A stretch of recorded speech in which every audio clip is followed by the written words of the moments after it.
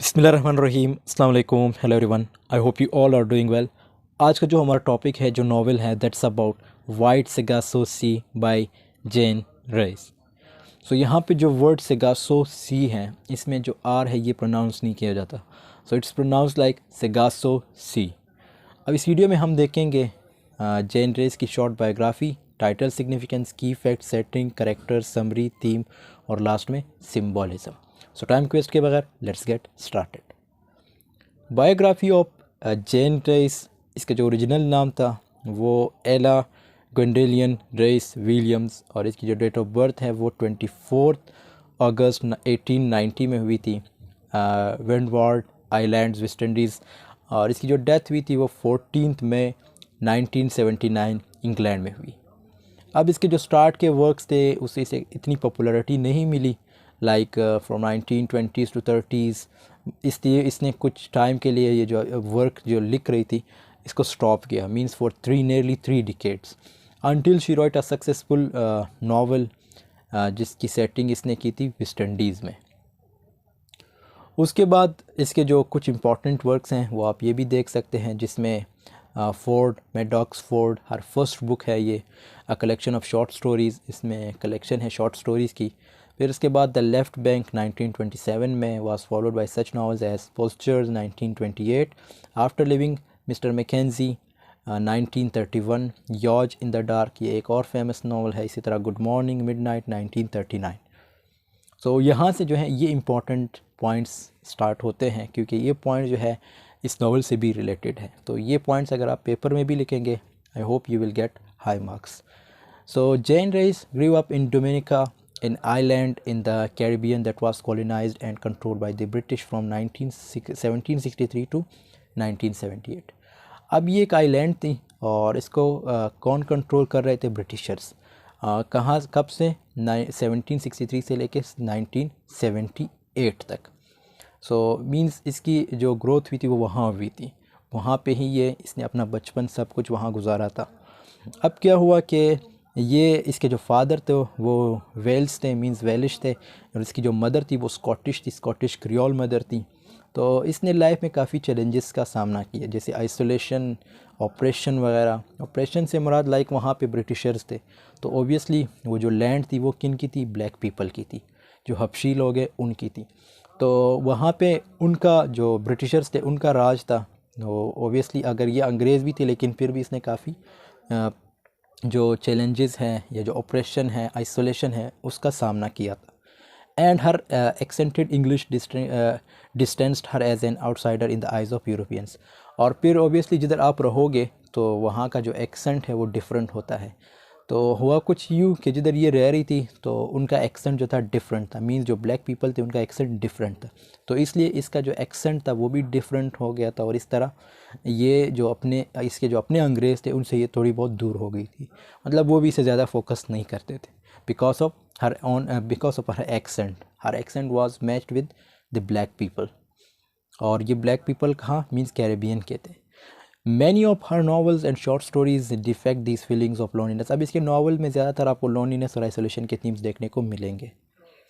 इसी तरह जो Jean Rhys move to England at the age of 16, ये भी इंपॉर्टेंट पॉइंट्स है कि 16 की एज में ये जो थी इंग्लैंड इसने मूव किया। फिर उसके बाद her Caribbean identity was so deeply a part of her that many of her works focus on young women from the Caribbean, like Rhys wrote Wide Sargasso Sea in response to Charlotte Brontë's Jane air.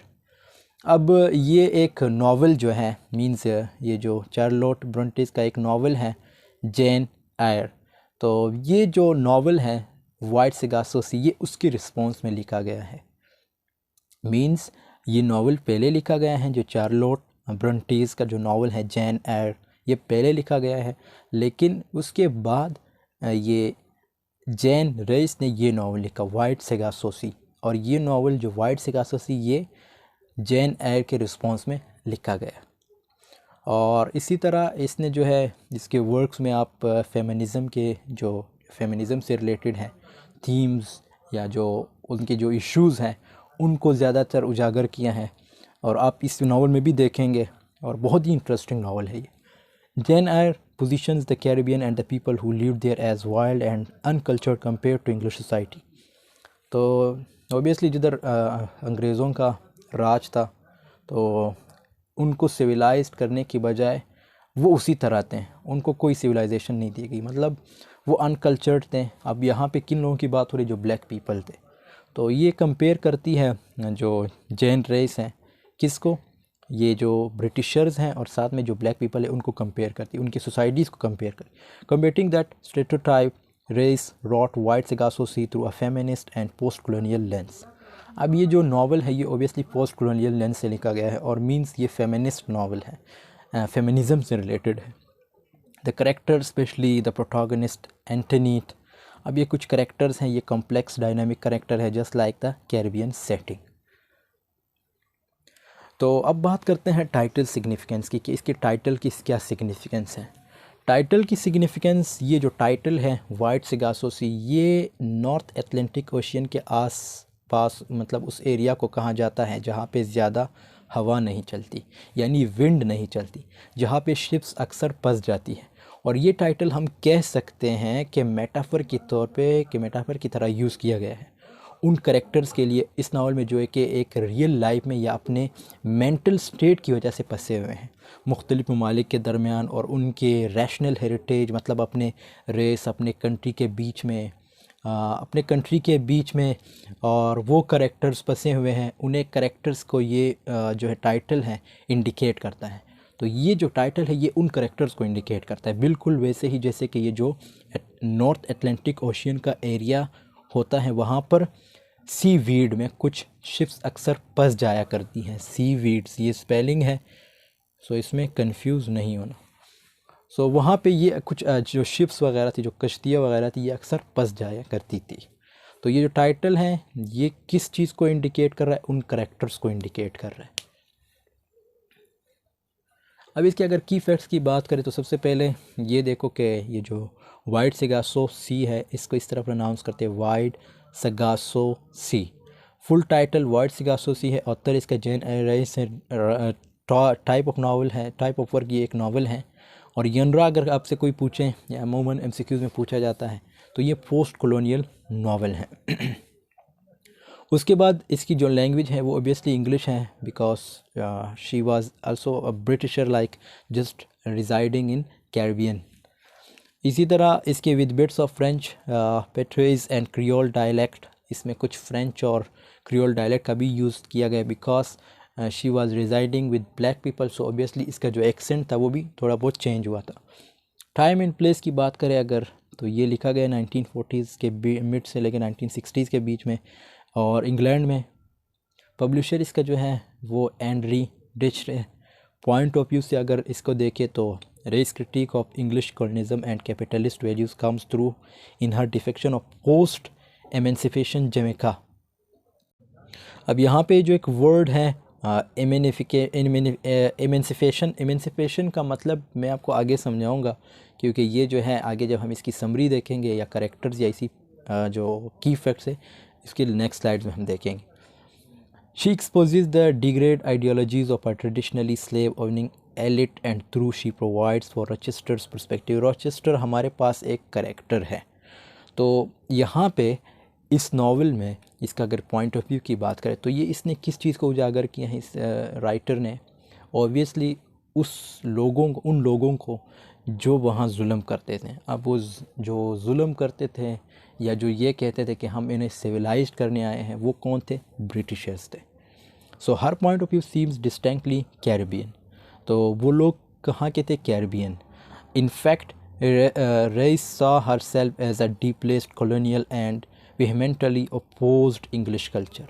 तो even ये ख़ुद भी जो English culture उसको oppose करती थी, क्योंकि ये भी डिस्प्लेस्ड हुआ करती थी, कॉलोनियल थी, मींस जिधर ब्रिटिशर्स रूल करते थे तो ये भी वहाँ रहती थी। तो ये ख़ुद लेकिन इंग्लिश फ़ीमेल होने के बावजूद ये इंग्लिश कल्चर को जो थी अपोज करती थी।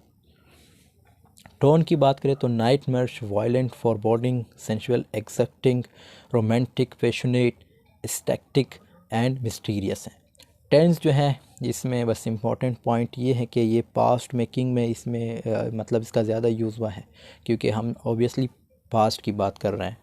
पास्ट से मुराद लाइक जो कॉलोनी थी वो ऑब्वियसली पास्ट में थी, अब तो वो कॉलोनी नहीं रही। डेट ऑफ फर्स्ट पब्लिकेशन, तो फर्स्ट पब्लिकेशन इसके जो पार्ट 1 की, इस एक्चुअली ये नावल के हमारे पास 3 पार्ट्स हैं।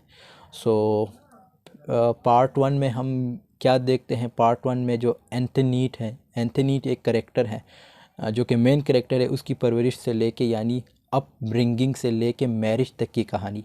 फिर उस तरह पार्ट 2 में क्या होता है, पार्ट 2 में रोचेस्टर जो कि एक दूसरा करेक्टर है हमारे पास, रोचेस्टर जो है जिसके साथ उसकी मैरिज होती है, किसकी, ये एंथनीट की। और मैरिज के बाद वाला जितना भी टाइम है वो सब पार्ट 2 में डिस्कस किया गया है। और पार्ट 3 में जो है एंथनीट की एंट्री से, मतलब एंट्री फिर से होती है, जिसमें इसकी जो ये एक्चुअली ये पागल हो जाती है जो मेन करेक्टर है एंथनीट, तो उसको जो है शो किया गया है पार्ट 3 में। ये हम आगे भी देखेंगे।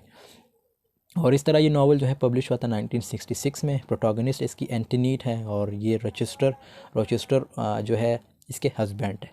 एंटागनिस्ट जो है ये एंटनीट भी हैं और रोचेस्टर भी हैं। क्यों है, बिकॉज ये हम समरी में भी देखेंगे।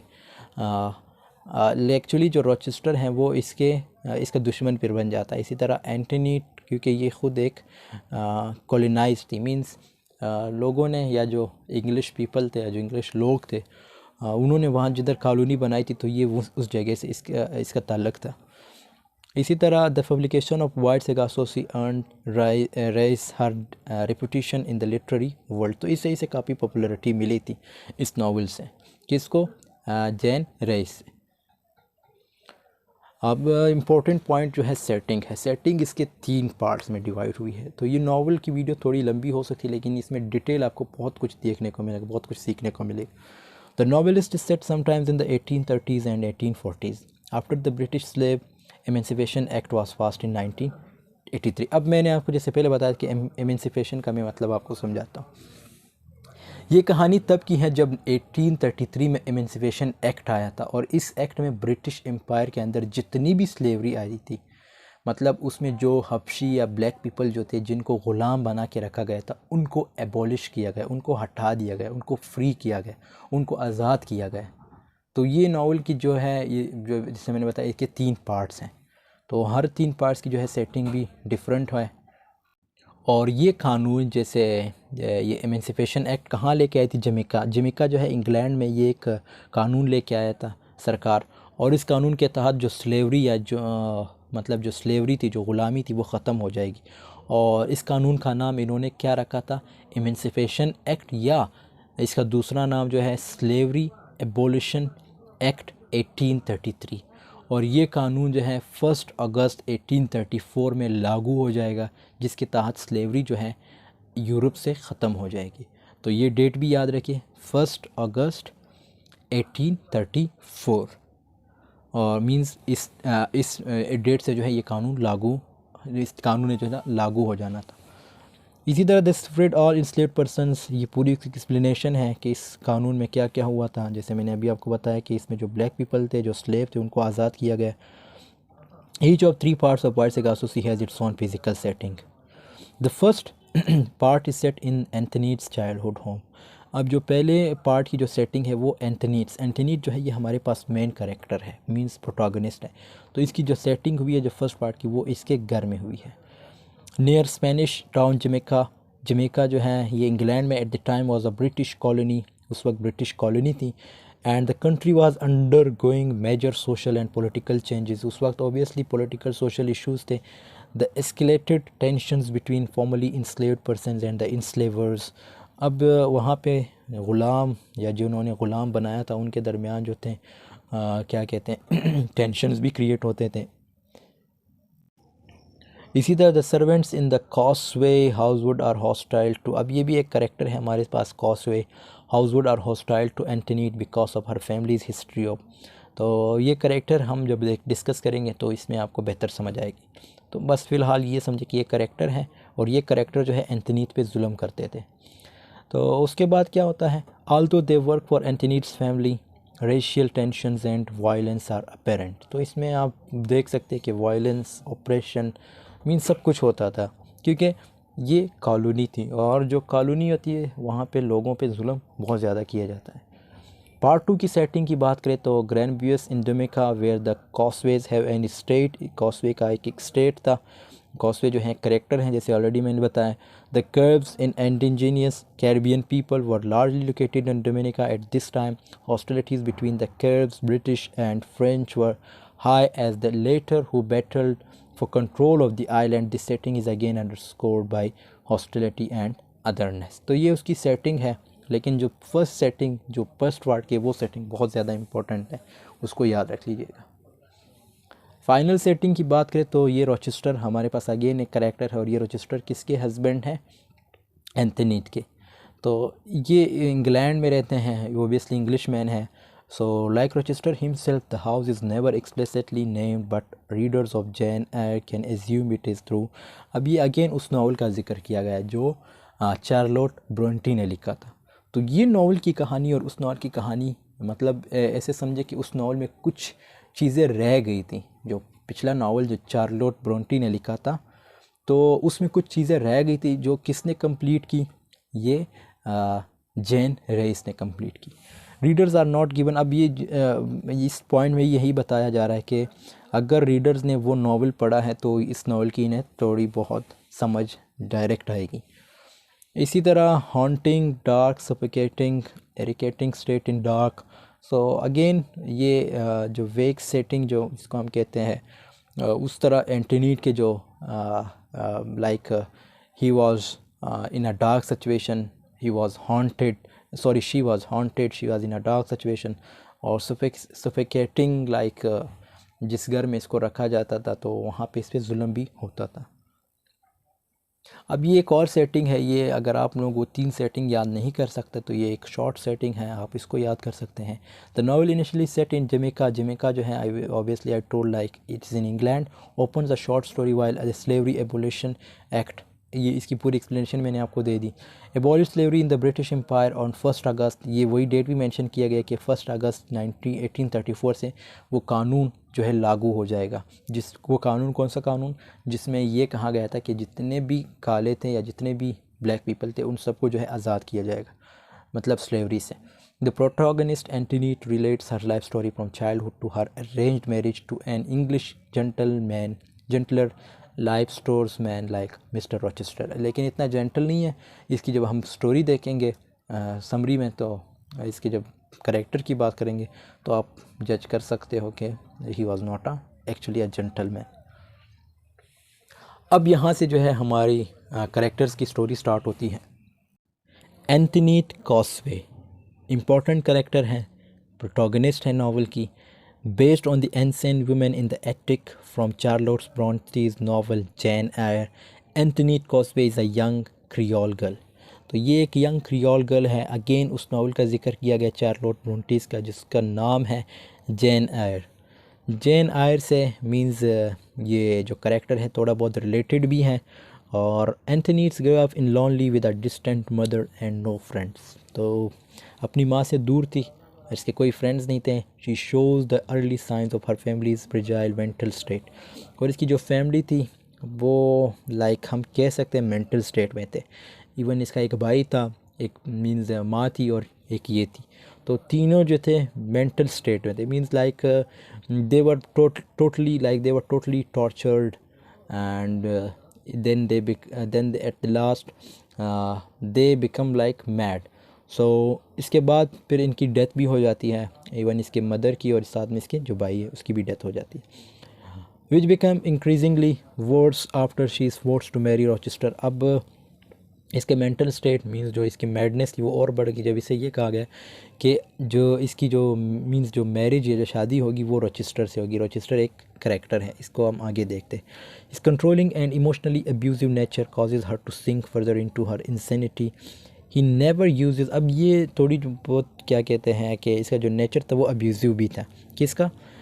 ये रोचेस्टर की बात मैं कर रहा हूँ यहाँ पे, ठीक है। रोचेस्टर की जो रोचेस्टर का जो नेचर था वो अब्यूज़िव नेचर था। किसके अगेंस्ट? ये एंथनीट तो ऑब्वियसली एक मासूम टाइप लड़की थी, लेकिन क्योंकि ये ख़ुद कॉलोनाइज्ड थी, मींस जो ब्रिटिशर्स थे वो इन पे अपनी हुकूमत चलाते थे, तो लेकिन ये जो रॉचेस्टर था ये इंग्लिश मैन था, तो ये एब्यूज़िव नेचर का बंदा था।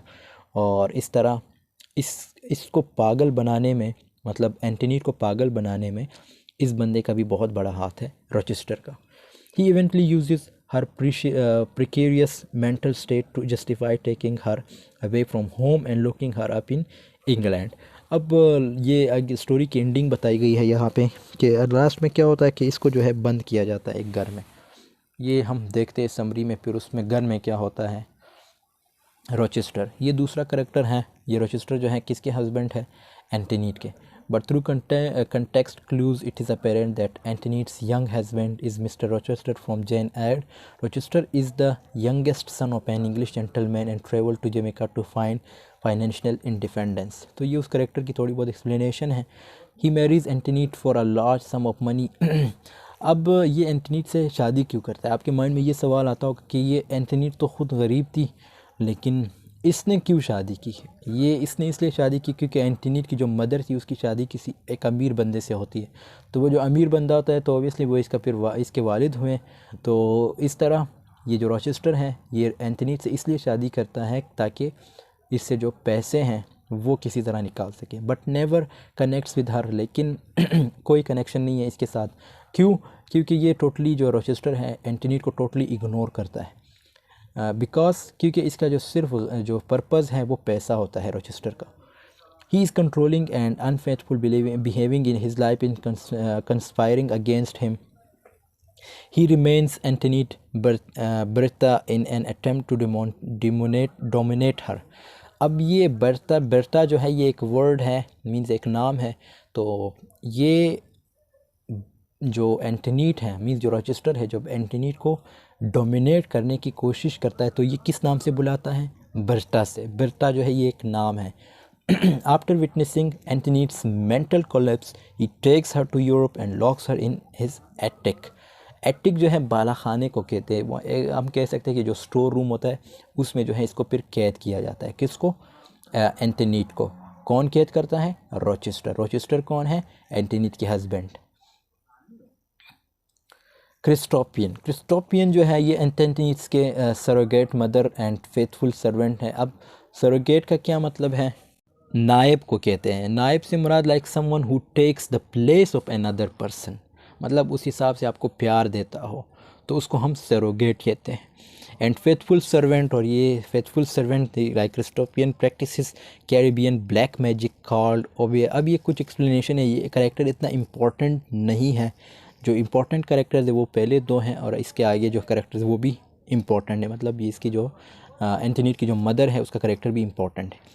So Christopian uses magic when Antoinette asks her to make a love potion for Rochester and later in the novel to help Antoinette regain his sanity। अब ये obviously इसका ये करेक्टर जो है किसके साथ मीन्स इसके ताल्लुकात जो है एंटोनीट के साथ बहुत अच्छे होते हैं। Christopian is often an authority figure and an outsider in the household since she came from Martink। तो ये एक जगह का नाम है, वहाँ से ये आई थी। एनीट जो है एंटोनीट्स की मदर है। ये एनीट कौन है? एंटोनीट्स की मदर है। एनीट इज़ यंग, ये यंग ब्यूटीफुल एंड आइसोलेटेड है। आइसोलेटेड मीन्स इसलिए क्योंकि इसके हस्बैंड की डेथ हो चुकी है। मीन्स एंटोनीट के फादर की डेथ हो चुकी है। So obviously she is alone. She marries. अब उसके बाद ये जो है इसकी शादी होती है एनीट की शादी किसके साथ होती है? मिस्टर मैसन के साथ। After her first husband dies, her mental state collapses after her family manor burns down. Mister Mason abandons her with a black couple who mistreat her until her death. और interesting चीज़ ये है कि एनीट जब mister Mason के साथ शादी करती है तो एनीट का ये कंसेप्ट होता है कि अब हमारे हालात ठीक हो जाएंगे। क्यों ठीक होंगे? क्योंकि मिस्टर मैसन काफ़ी अमीर बंदे थे और ये लोग बहुत गरीब थे। तो अब मिस्टर मैसन ओबियसली अमीर था, अयाश बंदा था। तो अब ये क्या करता है? ये भी मिस्टर मैसन जो है एनीट पे जुल्म करता है। किस तरह जुल्म करता है? मिस्टर मैसन एक काम करता है, एक कपल होती है उसके पास जो है इसको बेच देते हैं एनीट को, उनके साथ काम करें। अब वो जो कपल हैं वो बहुत ज़्यादा मिसट्रीट करते हैं किसको? एनीट को, मतलब उस पर जुल्म करते हैं क्योंकि ये ख़ुद like I said to you that Antoinette की मदर थी, तो जैसे एंटनीट पे जुल्म होता था इसी तरह एनीट पे भी जुल्म होता था। Mister Mason Antoinette's step father है जिसको हम सुतेला बाप कहते हैं, and wealthy Englishman. Mister Mason come to the Caribbean to make money and marry Annette for her beauty. इसकी खूबसूरती की वजह से इसने इससे शादी की, और इस तरह ही essentially abandons Annette and Antoinette after the fire. So ये फिर एक और कहानी इसमें आ जाती है कि फ़ायर का भी एक किस्सा है, ये हम समरी में देखेंगे कि वो आग किस तरह लगी थी। He decides to marry Antoinette on Englishman when she is 17। और ये डिसाइड करता है मींस ऑब्वियसली इसके स्टेप फादर हुए, एंटनीट के स्टेप फादर हुए, तो ये डिसाइड करता है कि एंटनीट की जो है अब शादी होगी एक इंग्लिश मैन से, जब ये बिल्कुल यंग थी, मींस 17 ईयर्स की थी। उसके बाद हमारे पास करेक्टर है Richard Mason, the son of Mister Mason. ये मिस्टर मैसन के सन हैं। Richard negotiates Antoinette's marriages with Rochester, offering him 30,000 euro to marry her। अब होता कुछ यूँ है कि जो ये जो सन है मींस मिस्टर मैसन के सन रिचर्ड मैसन, तो ये एक ऑफ़र भी करते हैं किसको, रॉचेस्टर को, कि वो एंटनीट से शादी करें, क्योंकि ये 30,000 यूरो भी देने की वो करता है, मतलब ठानता है कि यार इस तरह कुछ पैसे दे के ना जो एंटनीट की शादी होगी तो इससे मैं फिर अपने पैसे निकलवा सकता हूँ। अब इसकी भी एक स्टोरी है, वो हम समरी में देखेंगे। When Richard visits Antoinette in England she attacks him with a knife. अब ये फिर एक उसमें जो है सीन क्रिएट किया गया है इस करेक्टर में, like when Richard visits Antoinette in England so she attacks him with a wife. कौन अटैक करती है, एंटनीट। डैनियल कॉसवे, ये हमारे पास लास्ट करेक्टर है। Antoinette's illegitimate half brother Daniel is jealous of Antoinette's and attempts to blackmail her to get money. अब जैसे ये जो था, ये कौन था, डैनियल कॉसवे। डैनियल कॉसवे जो थे ये एंटनीट के इलिजिटिमेट हाफ ब्रदर थे। इलिजिटिमेट से मुराद नाजायज़, हाफ ब्रदर से मुराद लाइक सोतेला भाई। So Daniel is jealous of Antoinette, ये जेलस थे किससे, एंटनीट से। And attempts to blackmail her to get money, और ये हमेशा जो है ब्लैकमेल करने की कोशिश करता था एंटनीट को कि उससे पैसे निकल आए। He is the one who tells Rochester about the families issues with emotional stability. तो ये एक सस्पेंस यहाँ पे क्रिएट होता है, और किस तरह क्रिएट होता है, रॉचेस्टर जो है, सॉरी ये डैनियल जो है, डैनियल कॉसवे, ये कॉल करते हैं किसको, रॉचेस्टर को। रॉचेस्टर को जब कॉल करते हैं तो जो एंटनीट की जो फैमिली इश्यूज़ है उनके बारे में बताता है। अब वो फैमिली इश्यूज़ काफ़ी ज़्यादा हैं, तो we will discuss in part 1, part 2 and part 3। सो दोस्तों वीडियो काफ़ी लंबी हो गई है, यहाँ पे हम अपनी वीडियो की जो है मतलब यहाँ पे रोक देते हैं। इससे आगे जो है हम समरी, थीम और सिंबलिज़म की बात करेंगे। तो आपको आई होप ये वीडियो पसंद आई होगी, तो नेक्स्ट वीडियो का वेट करें। नेक्स्ट वीडियो जो है समरी से रिलेटेड और थीम और साथ में सिंबलिज़म से रिलेटेड होगी। सो मिलते हैं नेक्स्ट वीडियो में, तब तक के लिए अल्लाह हाफ़िज़, टेक केयर ऑफ़ योरसेल्फ।